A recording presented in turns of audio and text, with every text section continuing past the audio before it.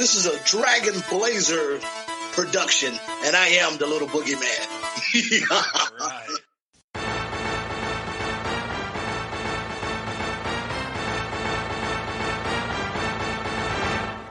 Coming down the aisle, it's the podcast tag team champions of the world, the Rage and Blaze Show.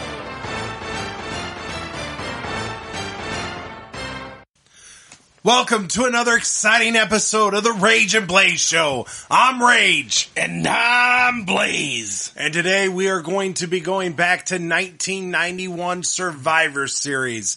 I am pretty darn excited about this. We get to see The Undertaker in his first main event that we are aware of. Well, pay-per-view wise, it definitely would be his first main event. I don't know if he's main evented any of the shows before this. But we get to see him go one-on-one with the immortal Hulk Hogan for the WWF Championship. I don't care what the network says on the description. It is the WWF Championship. I am not quite there and ready to get the F out yet. So, that also means another first. We also have the first wrestling appearance for, well, actually, he didn't show up at all at SummerSlam. He was just mentioned. But we get, the Nature Boy, Ric Flair in this episode. Oh, I just now noticed that. That's not even what I was talking about. Okay, what's your first? First Survivor Series with a singles match. Oh, is it? Yeah, they've all been Survivor Series matches. They've all been Survivor Series matches until apparently this one, where we have a title match. Well, that's cool. So we actually do get a main event other than a Survivor Series style match, and that this is a first for our podcast. It is. So I'm definitely excited for that. I know we just recently did a Undertaker episode where we kind of covered his career and everything, and so I'm just super excited to see not only his first main event match, his first title match that I'm aware of, and it only took a year for him to get there. That's pretty exciting. I'm super excited for this match. Which is strange because actually Undertaker, the last match was just a squash match. He hasn't really done much other than show up at that first Survivor Series. He had a squash match in the last WrestleMania. He didn't even appear at SummerSlam, did he? He didn't even appear at SummerSlam. He didn't really do much in the Royal Rumble. Like, we've only seen him 3 times, and now he has a title match. Which, don't get me wrong, I love Undertaker, and I'm so excited that they did this already, but it's just kind of weird, the build-up, at least per pay-per-view. I don't know what happened in the shows in between, but the build-up for the pay-per-view, it's kind of weird. Yeah, and that's definitely something that makes us doing this podcast a little different, is we're not watching like a Monday Night Raw every week and leading up to these stories.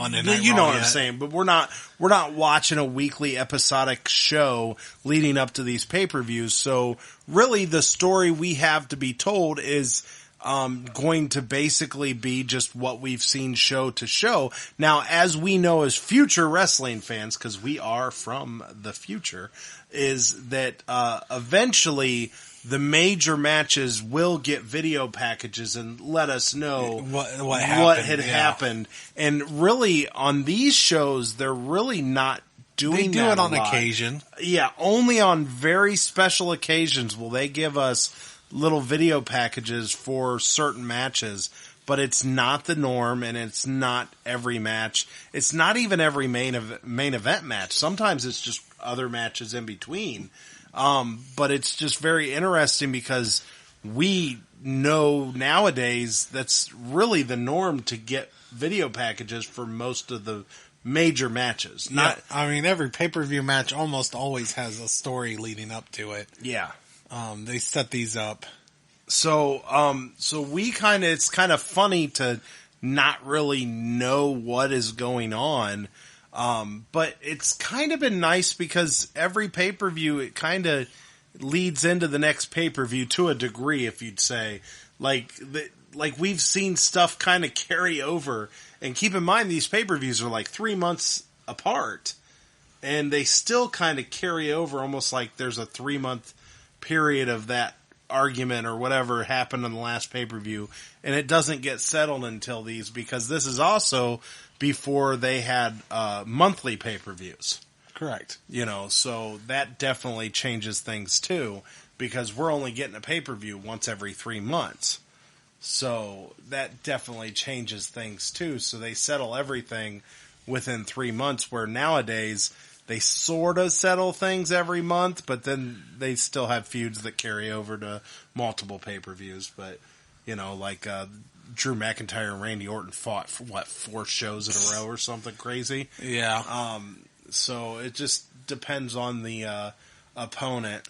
But some of these feuds last multiple pay-per-views, even though we get monthly pay-per-views still. So it just is what it is. Correct. Yes. So anyhow, without further ado, I say we jump into this. And you got anything else you want to discuss before we dive into this Survivor Series? Nope, I'm excited. Yeah, I'm pretty pumped. Definitely excited to see Ric Flair.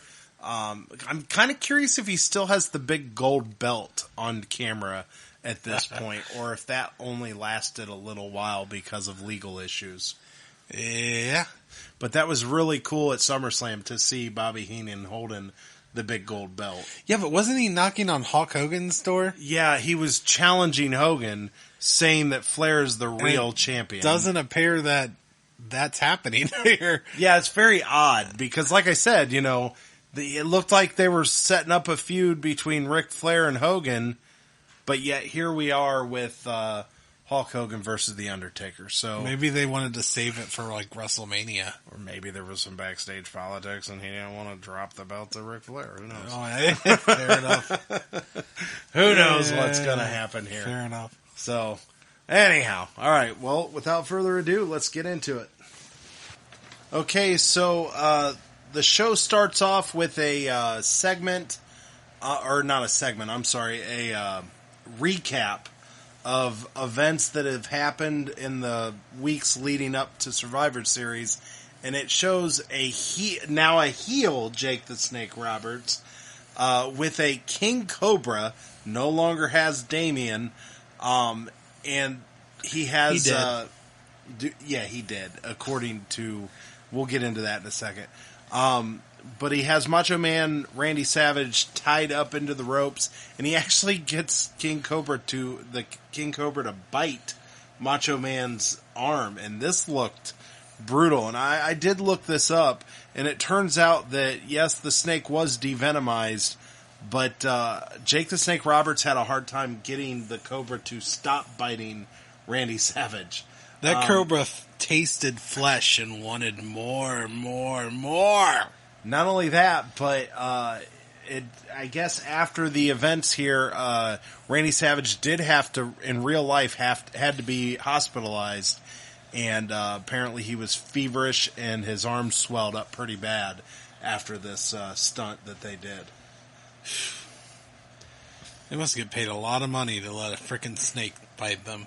I'm not doing that. I'm good. Yeah. So, hopefully we don't have to let snakes bite us on this podcast. I don't know how serious I am about this. I don't know. We got to please our listeners. No snakes, please. So, Just pretend they can't see you. Oh no, a snake's biting me. Ah! This is, I got bit. This is That's true. How much we have the luxury of pretty much being somewhat on radio, to where they don't see what's happening. So I know. I just got bit by a snake. Yeah, it's horrible. Because I'm very dedicated to this podcast. So we got to talk about this because I kind of looked this up, and I always remember this happening. But so anyhow, the reason Jake Snake Roberts does not have Damien anymore is because and unfortunately this didn't happen at a pay-per-view, so we didn't get to see footage of this, which I would have loved to seen footage of this. But apparently, he got into a feud with Earthquake, and Earthquake squashed Damien, with his ass. So is that what turned Jake the Snake a heel? No. He lost his snake, and he's like, rage! No, actually, apparently, so Jake the Snake's snake got smashed or crushed by Earthquake, and then he brought in a second snake that was bigger than Damien, and he claimed it to be Damien's big brother. So then, after all this, apparently he turned heel when something to do with the Ultimate Warrior and the Undertaker. There was a feud going on. He ended up turning heel then. He turned on the Ultimate Warrior, I guess. So, but none of this was shown in the pay-per-views that we have seen. This is just stuff I researched and looked up. Gotcha. But now he's got this King Cobra, which the funny story about this is a week after this stunt happened on wrestling, that King Cobra actually ended up dying. Oh. And Randy Savage joked and said that he actually got the venom from Randy Savage. The venom was inside Randy Savage. So right. He got the last laugh there. So that's how this show starts off, and then we get Snake dying is not funny, Rage. No, it's not funny. Not the last laugh. No, I'm sorry, but that poor Snake. But anyhow, so this is probably what caused the World Wildlife Fund to get all pissy at the WWF, letting the snake bite a guy and everything. So who knows if that has anything to do with it. But yeah, they were pissed about something that happened 10 years before they even do anything about the WWF. Well, it could have been a 10-year legal battle. We don't know. Fair enough. So anyhow, so we finally get our first match. We get entrances and everything. And this was an awesome beginning to the show. Unfortunately, I don't like the way it ended, but it was an awesome match. It had the team of the Mountie, Ric Flair, Ted DiBiase, and the Warlord. And they were taking on the team of Bret the Hitman Hart, British Bulldog, Rowdy Piper, and Virgil.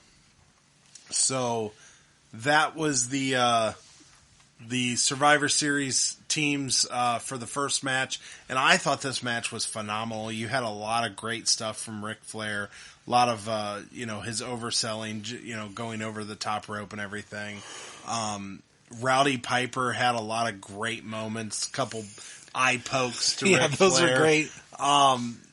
He's just like, he's taking Ric Flair chops and just looking at Flair like, what the fuck are you doing?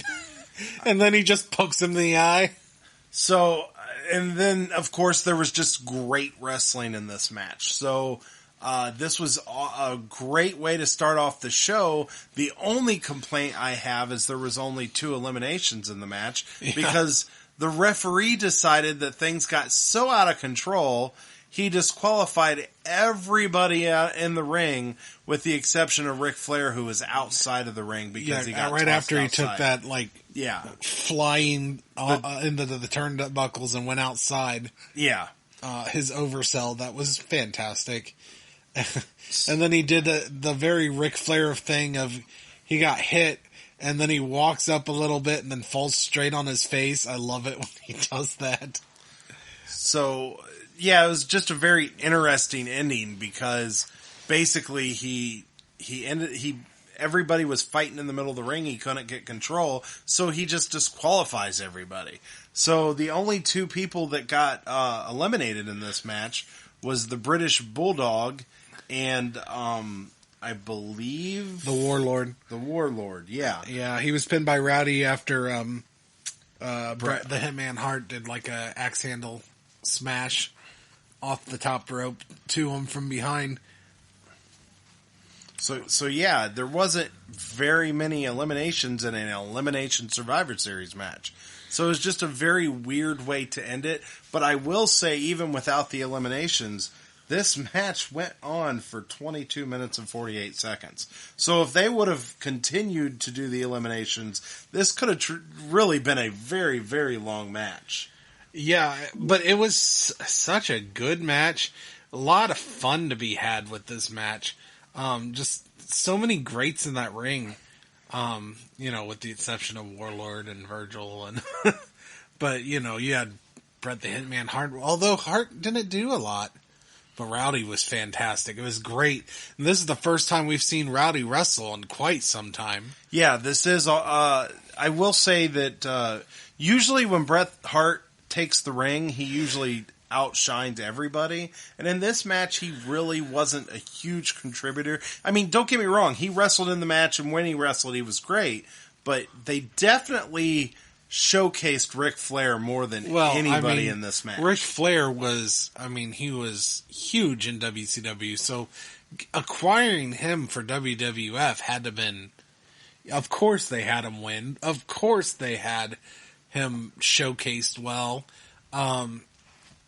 The only thing that I think would have been better,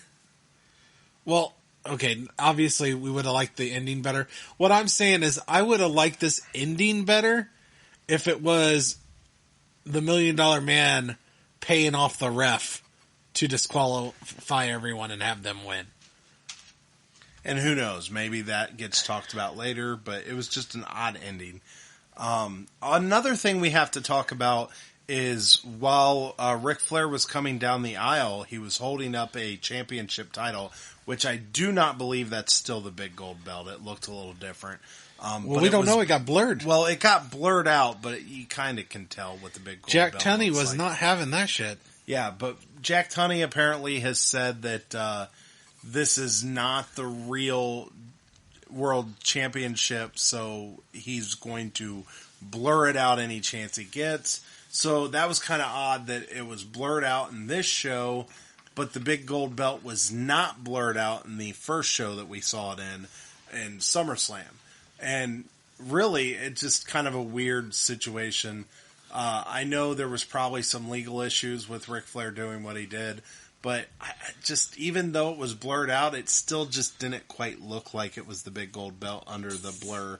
So I think this is a different title that he ended up carrying to the ring, probably for legal reasons. Right.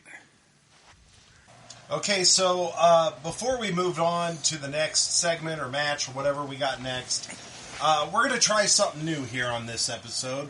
We are going to essentially give these anywhere between 1 to 5 stars.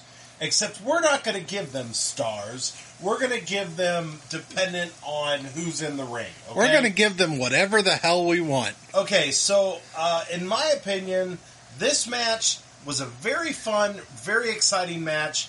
I thought it was a weird way to end it with with the way they disqualified everybody except for Ric Flair. That's the only real knock on this match. So I have decided to give this match 4 woos! Yeah, I kind of agree. This was a fantastic match with a weird ending. So, I'm also going to give it... No, I'm not. I'm going to give it 3.5. Woo! Whoa. You could do halves now? Yeah, I just came... I created it. I can do it how I want. Oh, you can just go halves. So half woos. What would a half woo sound like? Woo! Fair enough. Guess you can do half woos. Okay, so that will be the end of this match, and we'll move on. And it looks like the next thing we have going for us is a Macho Man Randy Savage interview talking about, apparently, he is going to have a match with Jake the Snake Roberts due to the whole snake biting incident we saw at the beginning of this show this Tuesday in Texas. And yes, we have decided we are going to cover this. So our next episode after Survivor Series is not going to be, would be the Royal Rumble originally. Yes. So our next episode will be this Tuesday in Texas, and we will have coverage of the Macho Man Randy Savage versus Jake the Snake Roberts match. What if I don't want to do that? I don't really give a woo! But that's what we're going to do. Well, that's bull. Woo! So anyhow, This interview was just Macho Man talking about the situation, and they also had Miss Elizabeth come out and do a very poor impression of Macho Man for about a second. So, but then we have our next Survivor Series match, which is Hacksaw Jim Duggan, Sergeant Slaughter, who has now turned face. So apparently we have seen the last of heel Slaughter for now. Yeah, he's apparently not a dick anymore. Yeah, so apparently he is no longer an Iraqi sympathizer. He is walking out holding the red, white, and blue flag. They are with the Texas Tornado and Tito Santana, which has a new look and gimmick.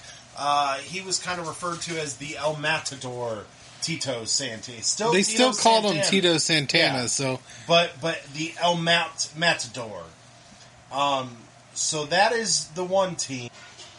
So the next team is the team of the Berserker, which is a new wrestler that we have not seen on the podcast yet. Colonel Mustafa, Hercules, and another new one that we haven't seen yet, Skinner, which is like a Crocodile Dundee type of looking character from the Everglades. He is an alligator hunter. Crikey. They have General Adnan and Mr. Fuji in their corner. And essentially, this match was basically a squash match. It was pretty much, you could call them Team USA versus, all the heels. And they eliminated them one by one. This was a big old celebrating USA at the end, and they win the match. So it wasn't a bad match. It wasn't a great match. It was just kind of there. It was just one of those feel-good matches. Nothing majorly exciting, in my opinion, happened in this match. It was just kind of a filler. So, based off of that, I'm going to give this one 2 hoes! Yeah, this match was boring. It wasn't, disgustingly boring.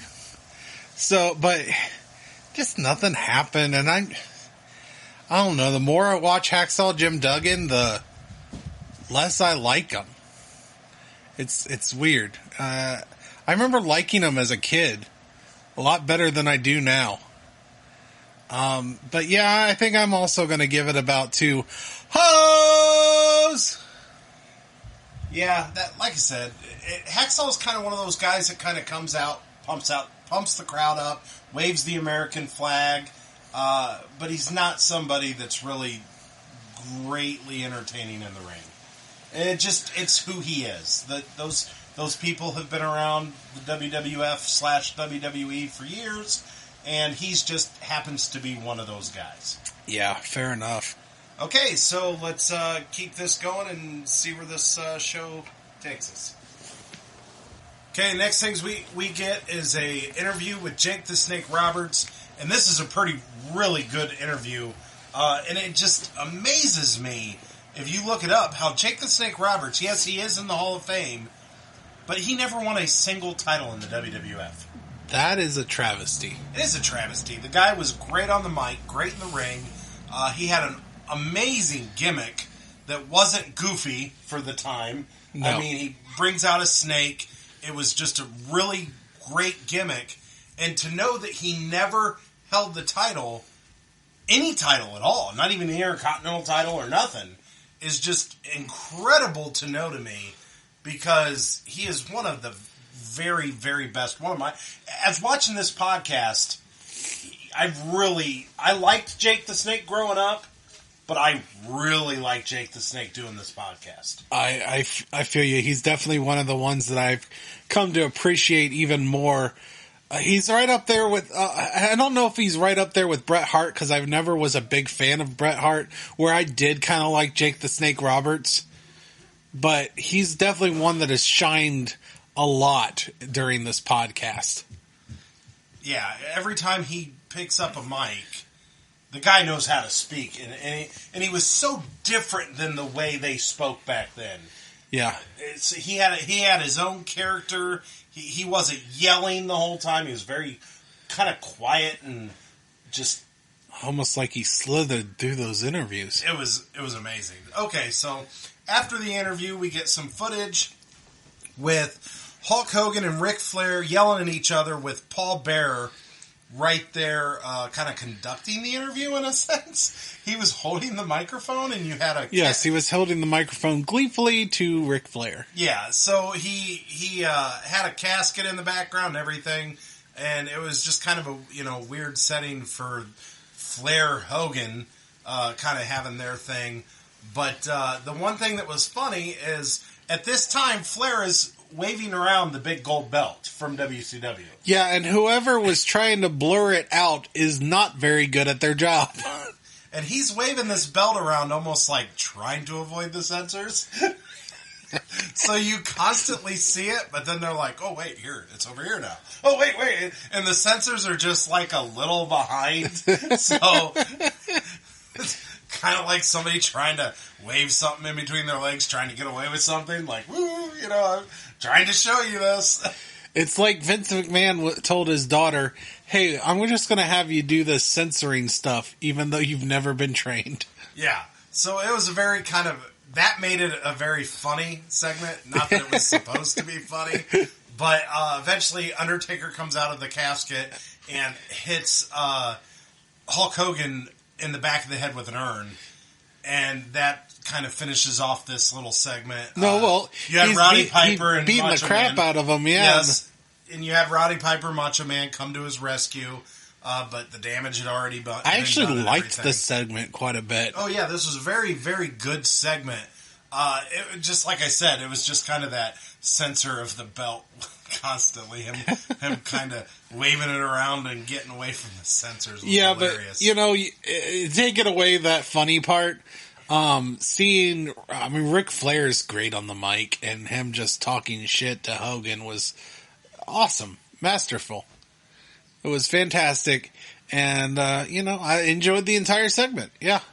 Yeah, I did too. This was a good segment. Even though I don't think this was actually part of her Survivor Series, it was just, that was showing what happened, like, last week, right? Yeah.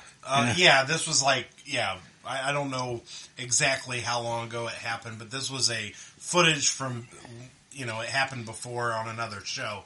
So now we finally get the match. We get The Undertaker coming out first to his iconic music with Paul Bearer. And then we get Hulk Hogan, his music hits. And we get a match between Hogan, Undertaker for the WWF World Heavyweight Championship.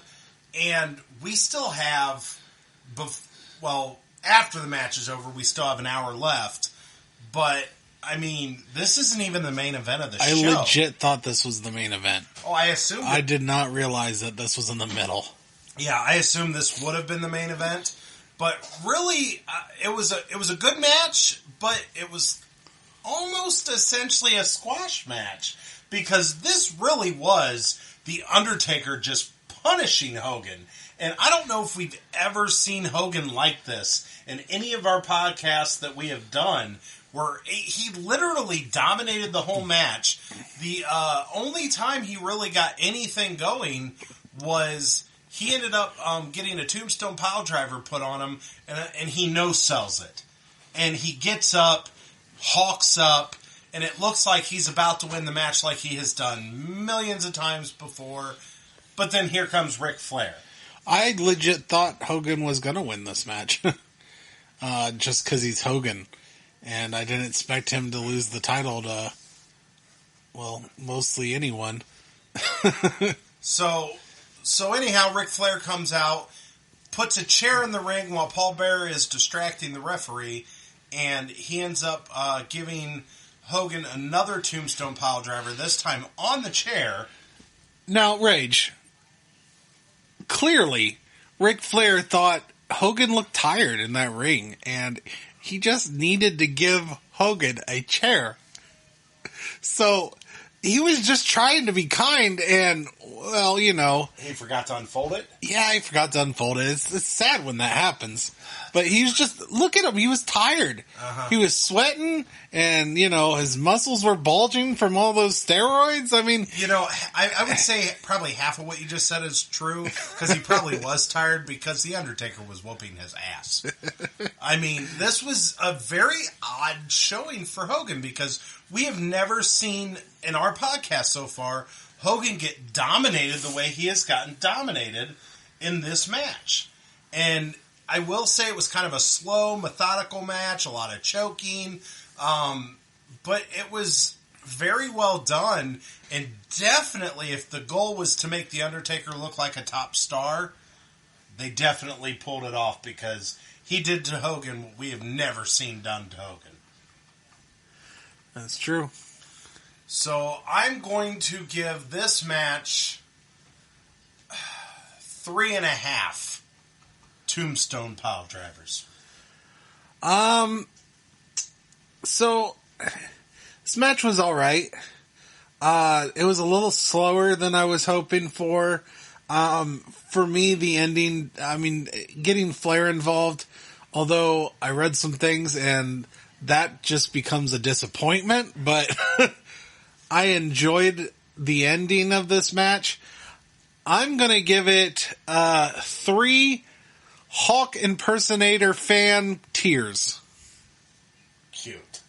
Because there was a Hulk Hogan guy dressed up like Hulk Hogan out in the fan, and he was crying with Hulk Hogan lying in the middle of the ring because they brought out the paramedics and everybody. I believe Pat Patterson was out there. Yeah. And he was just literally crying in the audience. So yeah, 3 Hulk Hogan fan tears. That's a pretty good ranking there. That was cute. Okay, so the next thing we get is a slew of interviews, with the first one being Roddy Piper reacting to the events that had just taken place, and for some reason mentioning the leader of the KKK. Yeah, David Duke. So I don't know why he felt the need to mention him, but he compared The Undertaker winning against Hogan to David Duke becoming the next U.S. president. So that was just kind of an odd, very extreme look at what just happened. At the time, David Duke was the Grand Wizard of the KKK. Which, for anybody who ever watches Harry Potter, this is the guy who leads these... Nope. Nope. Let's not compare Harry Potter with stupid dumbass races, okay? So he's not the Dumbledore? No. Is that the guy? No. Is that the Grand Wizard? No. He's like the president of the KKK at the time. He's the leader. Has nothing to do with magic and Hogwarts. So he's more like Snape. Have you watched Harry Potter? I had to sit down and watch it with my kids once. I didn't really care for it. Snape is not technically a bad guy. David Duke is definitely a bad guy. So more like Voldemort. Snape is a great character. Exactly. Snape is exactly. Thank you, Janessa. Snape is a great character. A tragic. Snape is a great character. That's right. So depressing, he died. So let us spoilers. So let's not compare David Duke, the Grand Wizard of one of the most evil organizations on the planet, to frickin' Alan Rickman as a great character. So he doesn't wave a wand? No! There are no wands involved! Why are you talking I'm getting confused. You called him the Grand Wizard, but yet... That's what it's called! Apparently he doesn't hold any magical powers at all? In fairness, the KKK are the type of people that would probably be the ones to burn witches and wizards. But like with a snap of a finger or with gasoline? Gasoline. Obviously gasoline. Okay. Well, I think we've spent too much time on this, so we're going to move on. But I don't know why they use the word wizard, I guess, but it's confusing me. So here we go. So the next interview is Ric Flair and Mr. Perfect declaring the end of Hulkamania. And Ric Flair is giving a great promo. Face is all red, you know. Wouldn't that be fantastic if he was telling the truth? Yeah, well, it'll be several years before Hulkamania. As a matter of fact, coincidentally, I don't think Hulkamania dies until racism happens later. Years later. It kind of fits. You know, does fit. Roddy Piper was talking about the wrong person when he was comparing someone to David Duke. Because out of Hulk Hogan and Ric Flair, one of them came out as a major racist. Okay, so that's where we are. We'll keep going with these interviews. Okay, so the next interview we get is the Natural Disasters and IRS talking about their upcoming match against the Legion of Doom and the Big Boss Man. And it looks like this is going to be a 3-on-3 Survivor Series match, mainly because I believe this is the match that Macho Man Randy Savage and Jake the Snake Roberts was supposed to be a part of. Yeah, the Natural Disasters. Yeah. I agree. I think so too. Because I mean, you have three men both times. I mean, we're going to talk about another interview after this where only three men talk. So this is the match we're going to be missing because Macho Man is not doing well because of the venom. Well, and I looked it up. He legitimately got hospitalized over that. Oh, so it actually... Yeah, he legit... So they're playing it off like Jake did it on purpose, but it was legit... It was legit an accident that... Well, I know that it was... that he couldn't get the snake off, but I didn't know that it wasn't devenomized. Well, it was supposed to be... I think it was devenomized, but what I heard is that the bite caused some bruising infection and literally caused him to have a fever. So there was some aftermath. It was probably devenomized, but because they didn't get all the venom out, he still probably had a little bit in there. Something, and he was gnawing like crazy. Yeah, so the snake wouldn't release. Macho Man legitimately was hospitalized after that. So this is a legit injury. But yeah, it was intended injury, like a storyline. But yes, this was a legit... He did suffer some issues with this. Now, that snake died a week later, and Macho Man made the joke saying that it was... and I think we might have already talked about this. We did. But yeah, he made a joke saying that he must have got the venom from him. Right. And it caused him to die. So then the next interview is Legion of Doom and Big Boss Man, and this was a great interview. I love when Legion of Doom talk. Big Boss Man was all right. But one of the greatest parts about this interview is the guy doing the interview gets like breaking news and tries to interrupt Hawk while he's doing his What a Rush thing, and he literally looks at him and says, "Don't ever interrupt me again." And then he goes back to doing his What a Rush. So that was pretty good stuff. Yeah, it was pretty great. I liked that. But then the breaking news that he was trying to say was that Jack Tunney had an announcement that he is not going to reverse the referee's decision, but he will give Hogan a rematch at this Tuesday in Texas. So now we have Jake the Snake Roberts and Macho Man Randy Savage, and we've got Hogan versus Undertaker at this Tuesday in Texas. So we are definitely covering that. Yeah, I agree. I am no longer arguing this. I didn't know you were going to argue. But okay. So we get that interview, and then the next match we get is the Nasty Boys and the Beverlys, which I believe this is the first time we have seen the Beverlys. I don't recall seeing them before. And then we have the Bushwhackers and the Rockers. And this is, actually, I thought this was a pretty fun match, and there was actually a little bit of extra going on in this match, because Marty Jannetty picked up one of the Nasty Boys, can't remember which one, and accidentally, when he picked him up for a body slam, hit Shawn Michaels with his boot, with the Nasty Boy's boot while he was in the air, and caused Shawn Michaels to get rolled up and pinned, and got eliminated from the match. And him and Shawn started having a little bit of a issue with each other, and Shawn was pushing him and everything. Now, they don't split here, but we're definitely leaning towards the barbershop segment where Shawn Michaels, turns on Marty Jannetty. Yeah, this is planting the seeds. This was... The Rockers definitely escalate this match. I personally found most of this match boring, other than the stuff with the Rockers. It was the Rockers made this match decent. I think we're kind of at a split on this, because I thought this was one of the better matches of the night. I'm going to... How do I want to do this? I'm going to do 3.5. I'm going to give this 3.5 heartbreaks.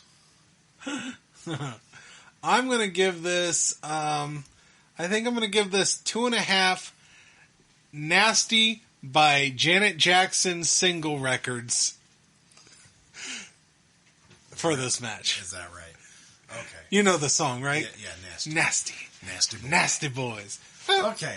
So, like I said, we kind of disagree on this match. I thought this was a pretty fun match. There was a lot of high-flying situations I going only on. gave it like 1 star less than you. Yeah, but I thought this was kind of more exceptional. This was a pretty fun one to watch.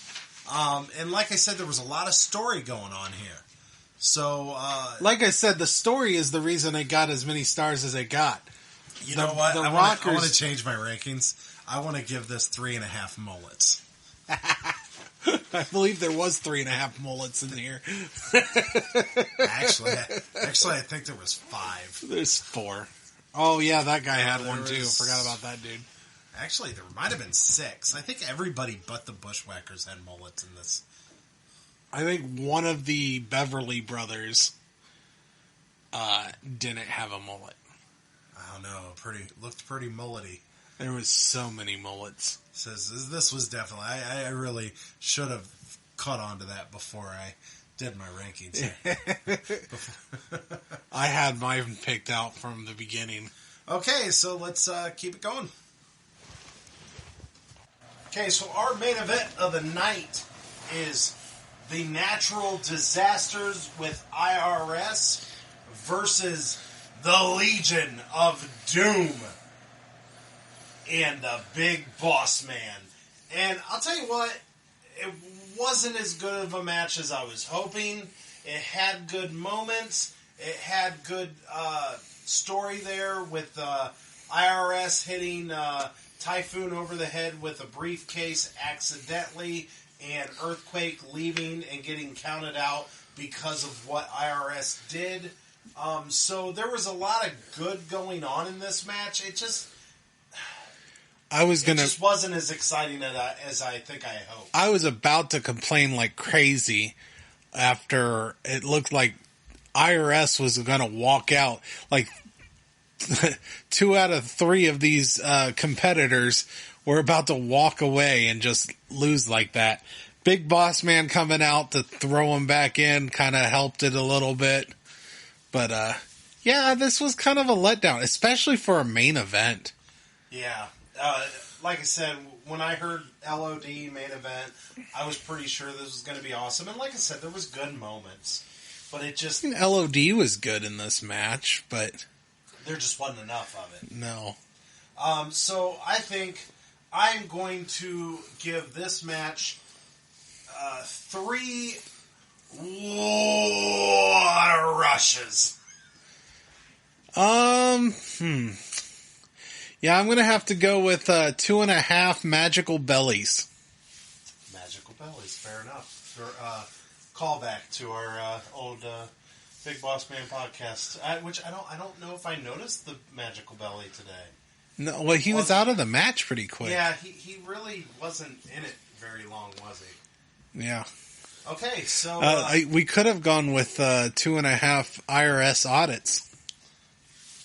We could have, or that's a little too frightening for the fans.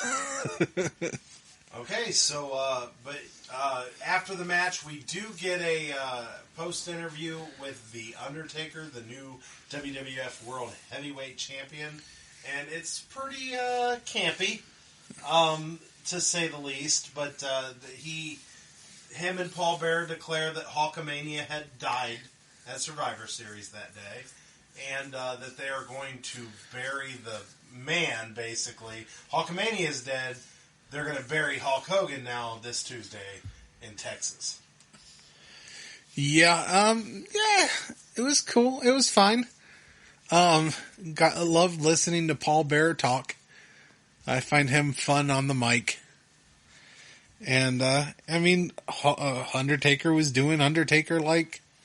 I mean, a little bit different than he does now, but he's not quite as polished yet, is he? No, but I mean, he's still a good character. Oh yeah, he's a great character. It's not quite the icon that we know today. It's not quite there yet. Correct.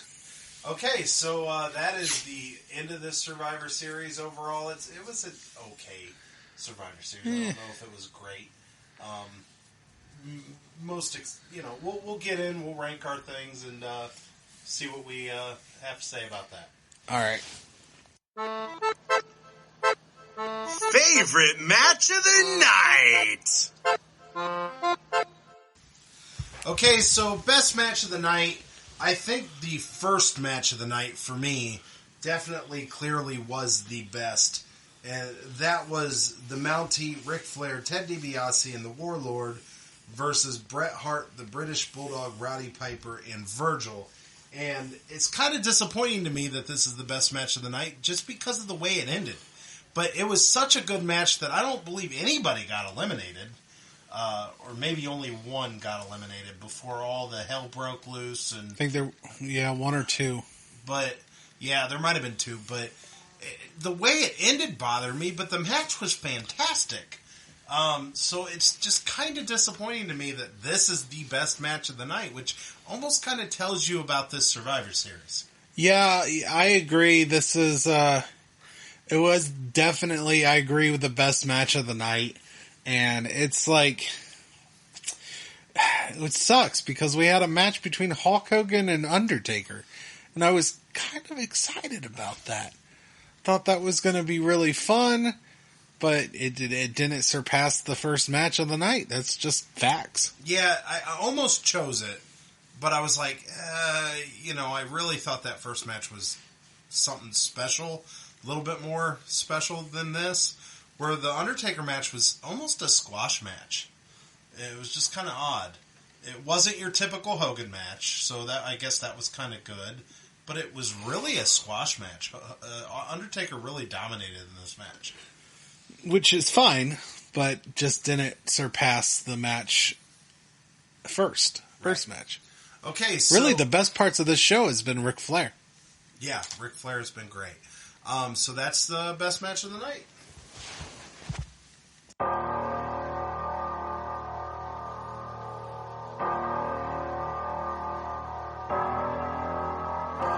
Worst match of the night.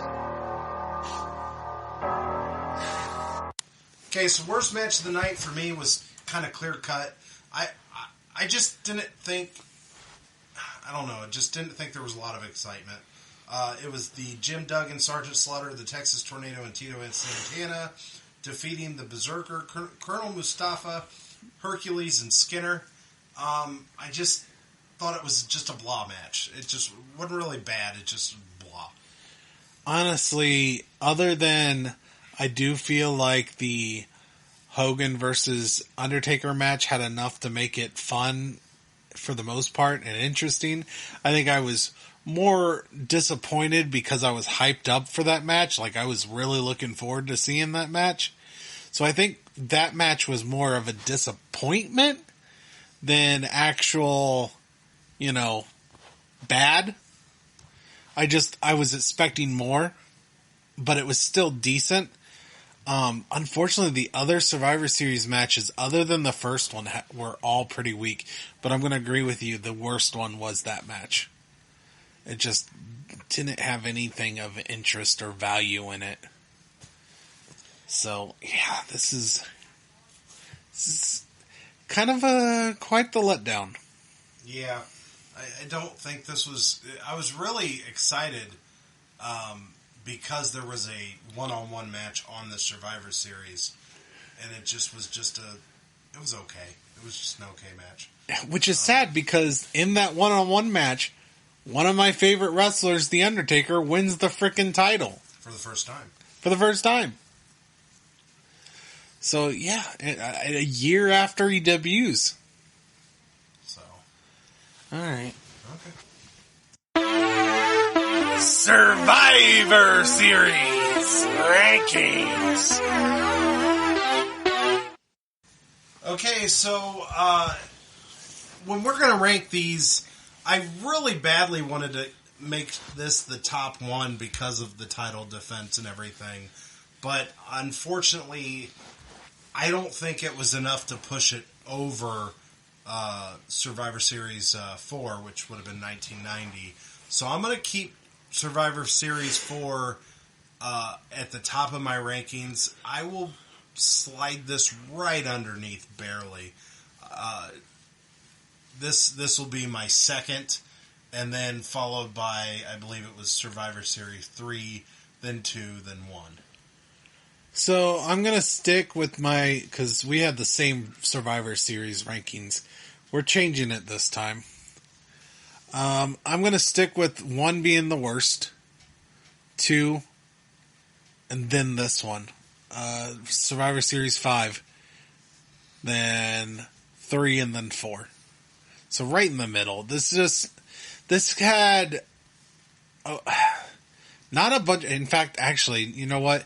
A lot of the matches didn't have a lot of potential because, number one, we lost out on Jake the Snake and Macho Man, which could have made this elevate that main event. I bet that would have elevated that main event to amazing status, which, I mean, Macho Man is dealing with an actual injury, so, I mean, I can't fault the writers or anything. They didn't have a huge choice, I guess.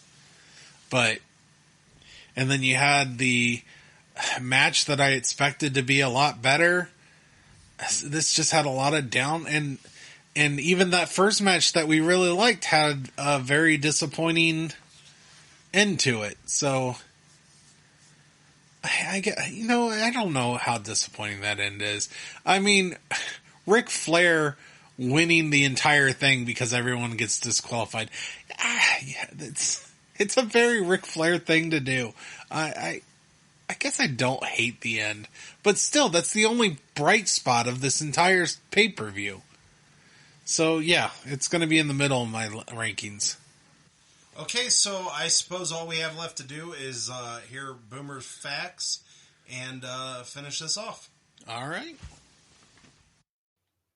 Okay, Raging Blades fans, it's time for another Boomer's Backstage Facts, and this week we are covering Survivor Series 91. In my opinion, this one definitely needs to be at the bottom of the list. This whole show kind of felt like a go-home show to this Tuesday in Texas, which was going to happen right after the Survivor Series.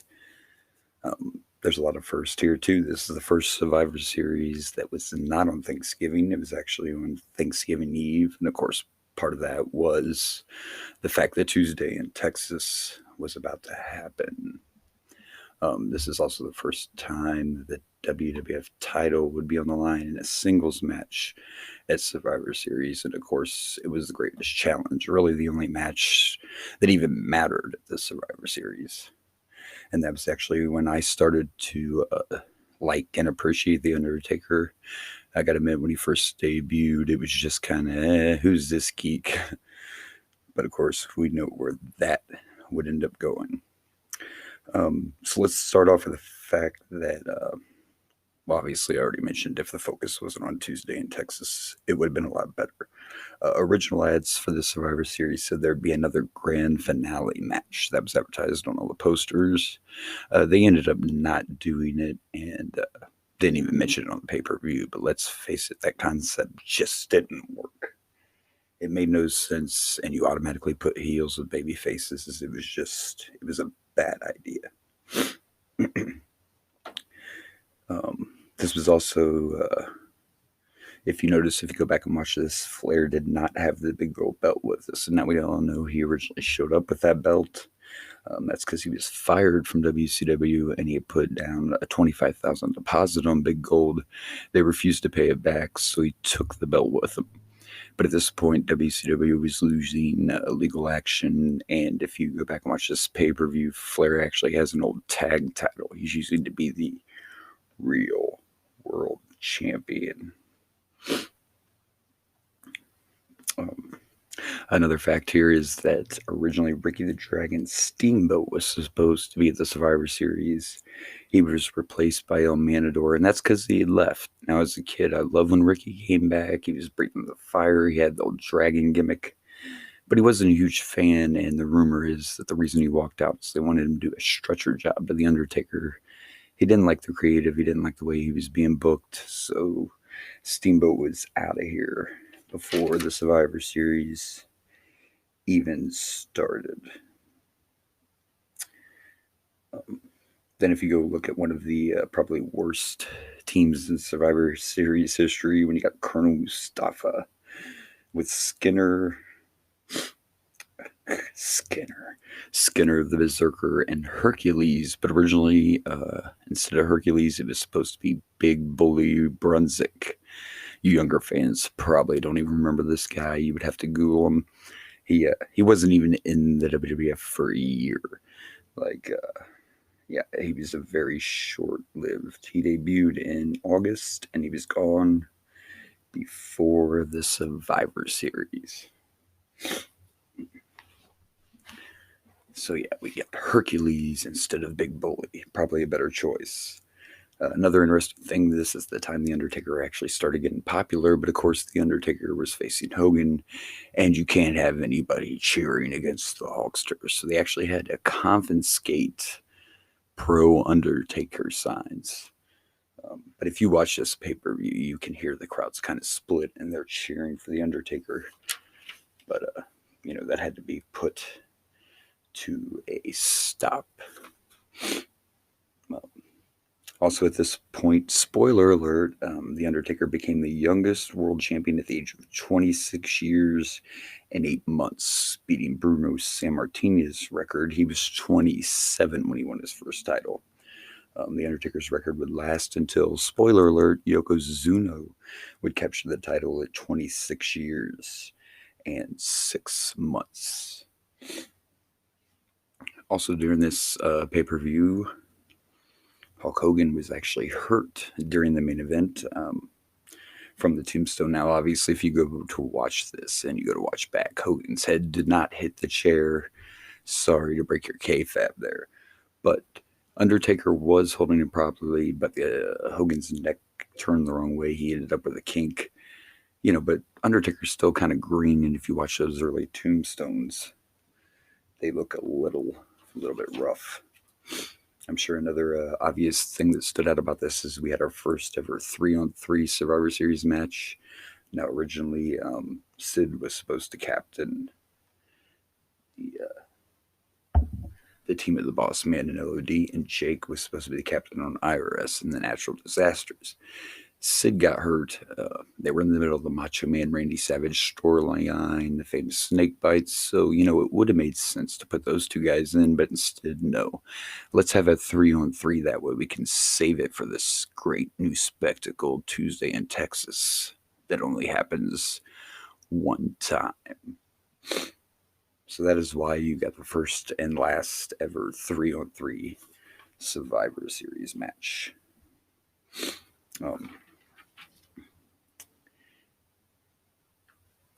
And the last one that probably doesn't surprise anybody is the buy rate for this fell 25% from the previous year. But again, I mean, you're trying to build it all around Undertaker Hogan, and then you're trying to use the whole thing to plug the pay-per-view coming the next Tuesday. Overall, this is definitely, I mean, if this isn't at the bottom, I don't know what it is. And one more interesting thing about the Hogan Taker match, you see him plant the seeds for the Hogan Ric Flair feud that never even happened. Of course, WCW would cash in on that later. Does this go back to the famous, Vince doesn't like to build those WCW stars. So yeah, we get it teased. Flair's, involved. And we think that's where this is heading, but it never does. So, and of course, just a few short days later, Tuesday in Texas will be the rematch for the title. I won't give that away and spoil it. So there are my backstage facts about, in my opinion, the worst Survivor Series ever. All right. That is it for Boomer's Backstage Facts. You can follow me at Facebook at Tim Boomer Chase, and on the Twitters and at Chase Tim. Until next time, take it easy, Rage and Blaze fans. This has been Boomer's Backstage Facts. Okay, so that's going to be about it for Survivor Series 1991. I guess all we have really left to do is plug the pluggables. Yep, you can find me on Dragon Blazer Productions, on Facebook, Instagrams, the YouTubes, and you can find me on the Twitters, on Dragon Blazer Pro. Okay, you can find the Rage and Blaze Show at Facebook, at the Rage and Blaze Show on Instagram, and at Ricky Rayberg on Twitter. Just like I always say, the solo, just the one. There's not multiples. This isn't hand. So that's where you can find us. And this has been another exciting episode of the Rage and Blaze Show.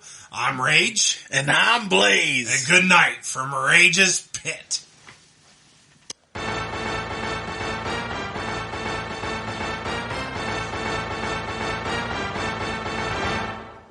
And here is your winners, and still podcast tag team champions of the world, the Rage and Blaze Show. Thank you for listening.